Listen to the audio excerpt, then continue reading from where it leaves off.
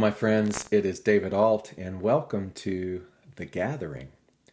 Wherever you are in this moment, as you are watching and listening, I want you to take a few seconds to play with the idea of bringing your awareness into the now. You can continue to listen to my voice, but then you can, at the same time, stare at your hands, stare at the palm of your hands. Notice all of the lines and the design that exist upon your skin, on your palm. If you're driving, you can look at some point on the horizon in front of you and just focus on that and breathe. You can go to the sensation in the middle of your forehead, your third eye, and even practice breathing into that as a portal. But to do something right now to bring yourself, boom, anchored into the now. So just take a few seconds while I continue to speak to center yourself, to breathe. And we know and celebrate that as we do this, as we align together, as we center together, that beauty occurs, that there is a beautiful, productive blossoming of remembrance within ourselves that brings ease, that brings comfort, that brings enthusiasm, that brings a joy in knowing, a joy not in hoping, but a joy in knowing that all things are indeed working together for our good. All right, continue to breathe. And so it is. Hi. It's nice to be with you today. Lots of activity going on in this month of April, if you're watching this in real time.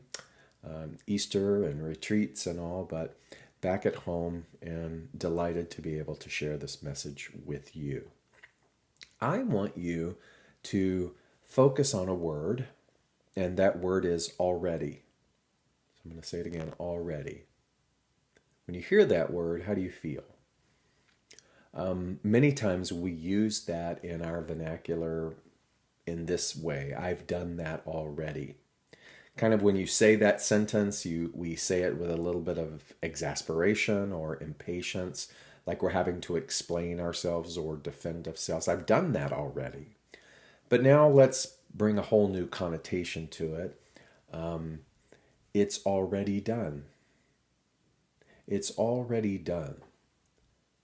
And from the canopy of spirituality, when we say that something is already done, we're talking about the totality of life. There was a favorite author that I loved to study and teach from when I was a platform minister. His name was Neville Goddard. And Neville Goddard was a very prolific writer. And the things that he was most fond of saying, writing, teaching from, was this concept that it is already done. And he would add to that you and I create nothing. So I want you to pause for a moment and feel how that sits, right? So I remember when I would introduce that sentence, you and I create nothing, you could sort of feel the energetic pushback on that, because there's that part of us, that egoic identity persona within us that revels in the idea that we do create. But it's a different type of creation that we're talking about. That you and I create nothing is referring to the totality of existence, the multiverse, the universe, the whole entire cosmology of life itself. That we're not creating anything, that what we are doing is we are accessing what is already created. And we do this from our level of awareness, our level of self-awareness. Obviously, I can't access anything from that infinite pool of creation if I don't have some mental equivalent around that thing.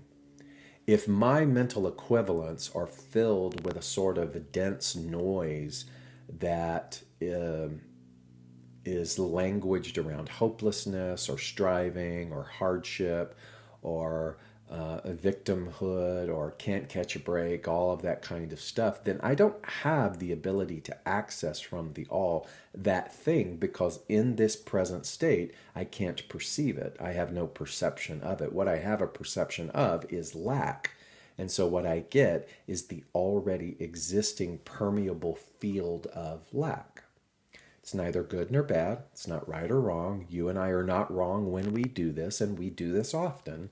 Even when we have a strengthening in our awareness, we have the ability, through this sort of equilibrium of remembering and forgetting, to condense back into the forgetfulness and then access what is already in alignment with that density. But when we remember, we can then access what is already in the infinite field from that particular level or match in consciousness. So to say already, it is already done, that you and I create nothing, that what we do is we access from that field, that infinite field. I got to stop there, because infinite field is not just two words. Infinite field is an attempt to describe the indescribable. We access from the infinite field what we can perceive, but it is already there. I think one of my favorite examples that people could sort of attach to and understand would be something like in America, the Wright brothers, when they were touted with inventing the ability to fly. History tells us that there was a competition going on in European countries and inventors and engineers all across the world, that everybody was kind of close to the finish line. But the Wright brothers somehow were able to document or cross the finish line in the success of a actual launch. And so they are credited with inventing the ability to fly. But did they? Or did they access all of the parts of the formula that were needed to launch something that was already in that field of possibility? So that's a beautiful way to sort of think about it. But and we can go on and on ad infinitum about how that has always been. That we don't discover anything, we uncover what is already there. How do we do that? A lot of times we do that through single focus, through pointed devotion, through silence. We are able to actually tap into that infinite field. It's hard to do when we are so seduced by the noise of this plane of form. You know, the noise in this plane of form is constantly vying for our attention, whether it be the noise from physical sound, from sight, from mental perception, our thinking mind, which is finite, audio, visual, all of the sort of five senses. But when we can move beyond those five senses, it's as if a veil is lifted, and we can begin to reclaim this thing called home. So already, I want you now to apply this in your life. So say with me, I am already home. I am already home. The home that we are talking about is a union with the One. You may call the One God. You may call it heaven. But I am already in heaven. I am already at home with God. I am already home. I am already home. Let that sink in. Breathe that in. I am already home. If that was a true germinated seed of belief inside of us, there would be a calming then. Because you see, we are strivers. We are strivers in this human form, striving to get somewhere, striving to achieve something. But this idea of kind of coming home or going home is the the paradox is that we are already there. The multi layers of forgetfulness that's part of the curriculum by incarnating, is we come with these layers and then we add upon those layers until we begin to dissolve those layers. And that process is that process, depending upon our, again, participation in the opening or the reclaiming of our awareness. But to practice then, saying, I am already home, and then taking a deep breath. Notice what that does with the story that you and I have built in our minds about trying to get something or to get somewhere or to protect something. See, encased in this umbrella of I am already home, you and I can begin to look at this this thought about, well, who's going to take care of me? What's going to happen to me when I get old? What's going to happen to my life, my belongings, my possessions? And we can spend a lot of time in a mental soup trying to season that to make it palatable to get by, because we're sort of consuming this soup of worry or soup of management or soup of striving, when in point of fact we don't have to eat or take that in because we are already there. What will happen to us has already been taken care of in a way and in a fashion that is already a part of the divine design, because the disposability of this particular form is inevitable. You could even say that it's already happened, because there's no such thing as time. I know it can get a little convoluted to think about this, but it's a perfect beginning point to take the word already and start your journey. Start your journey of dissolving your worry. Start your journey of dissolving your stress. I am already home. And begin to journal what your insights are around just that one statement. I am already whole. Whole. One of the phrases we say often in spirituality is, I'm whole, complete, and perfect. So I am already whole, complete, and perfect. And when you say that, then notice all of the resistance. Notice all of the noise inside that pushes back and says BS. Just notice it. Don't make it wrong. Don't try to cover it up. Notice it, because that is data. That's data within the banks of our thought process that teach us that we don't have an acceptability around that. But if I am whole, complete, and perfect, if I'm practicing, I am already whole, then again, notice what that does to the framework of our life and our striving. Am I striving to do something to make myself whole, or can I sit in my wholeness and call more of the wholeness into the now experience? That's worth repeating. If I am already whole, but I'm pushing that away, I don't have any concept, I don't have any acceptability of that, and I'm pushing it away, then I'm living in a false state of thinking that my wholeness is futurized. But if I begin to practice thinking and allowing and removing that resistance, I am already whole, then what would I be doing to this temple, this body? How would I be treating it? Rather than giving voice of condemnation to the things that I think are not whole, I would begin to see and look at these things and view them from a place of deep love and admiration. Thank you. Thank you so much, heart. Thank you so much, joints. Thank you so much, wrinkle. Thank you so much, eye, vision, hearing, speaking. Thank you, thank you, thank you, thank you. For I am already whole, so I am acknowledging the wholeness.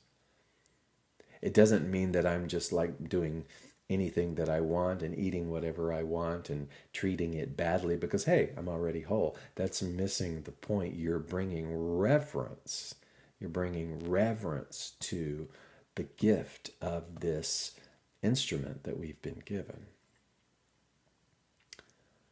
I am already enough. I am already enough. This is a good one. You practice saying, I am already enough. Notice the pushback of that. Notice the pushback of that. And begin to welcome in a greater capacity to take that in, to own that. I am already enough. What begins to shift behaviorally then in our lives?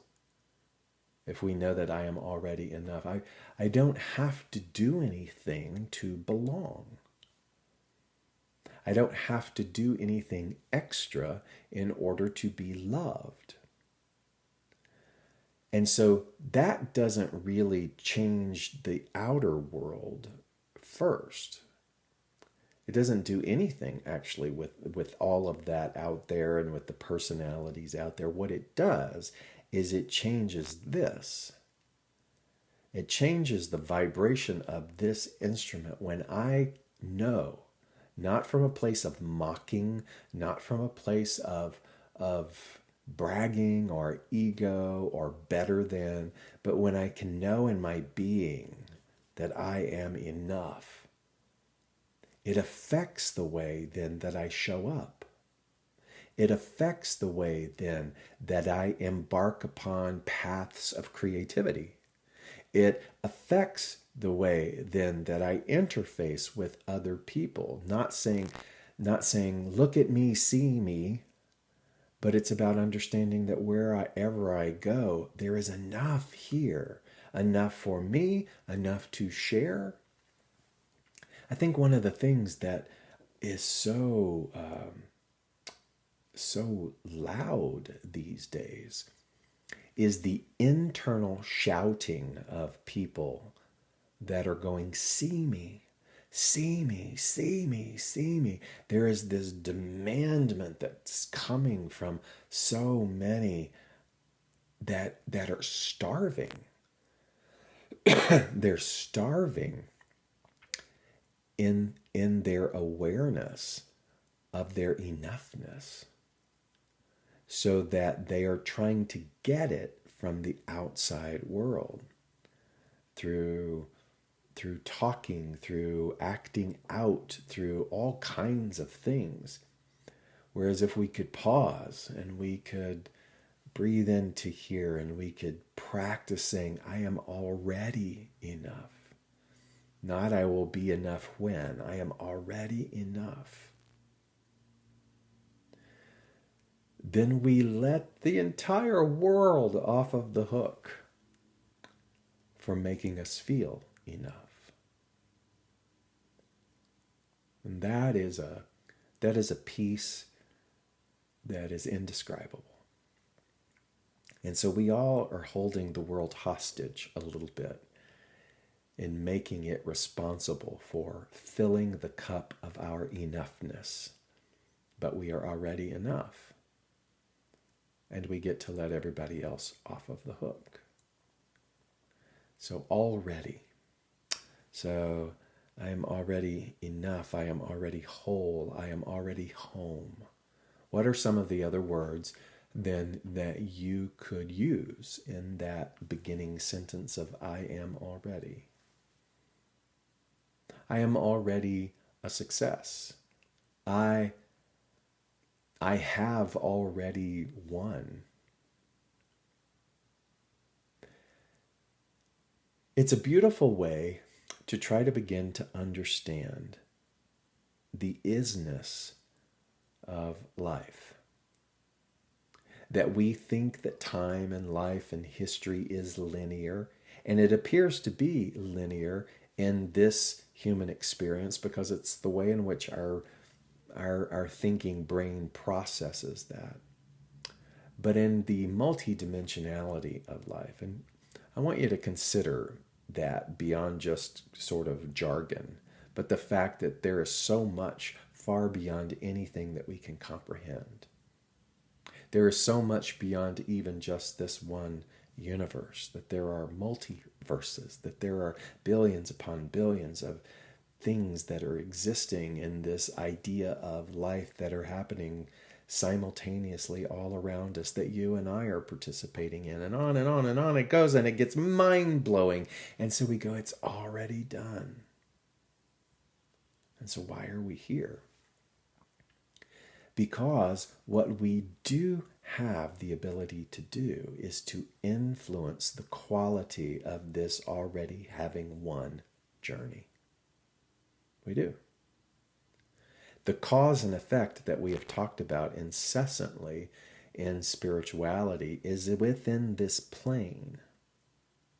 And so cause and effect works within this plane. So that modality of as above, so below, as a person thinketh, so that they are, is all activated in this way. We do have some say about the prolonging of suffering. We actually do have some say about what is and isn't suffering, because to the non-thinking, non-aware mind, suffering then is all around us. To the aware mind, suffering then gets transformed into a beautiful lesson of growth. It's the germinating seed inside the soil that is apparently dark, but there is no worry because we know that we have already blossomed. Imagine all of that. Imagine the power of I am already operating in our lives. So here is the challenge for this week, the opportunity, the application that I want you to consider. I want you to take a day of the week. I don't know when you would be watching this, but let's say you take a day and it's a fresh start and you say, this day I practice the spiritual understanding of already.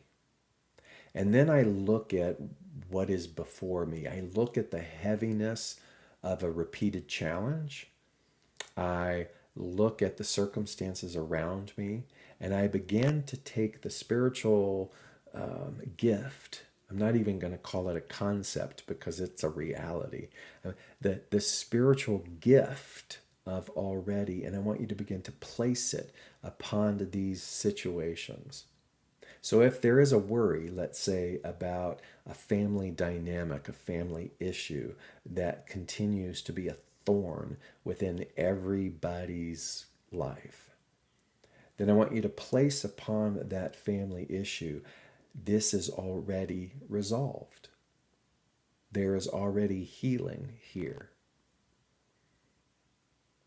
Love is already established here.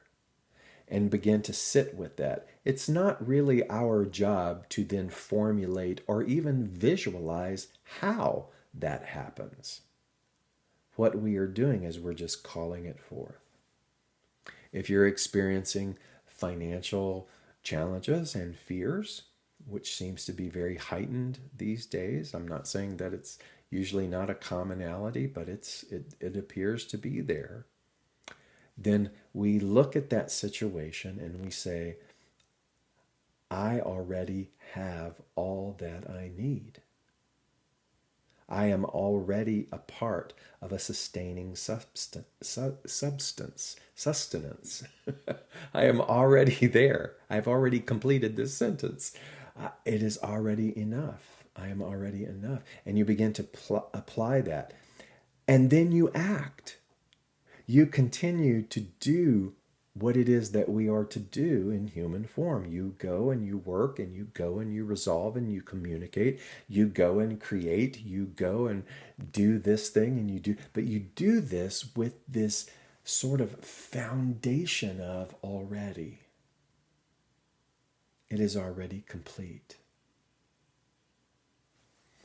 So I invite you to take that in, to try that. I so appreciate when you also write me and share with me these experiences. And know that you are already loved. You are already loved.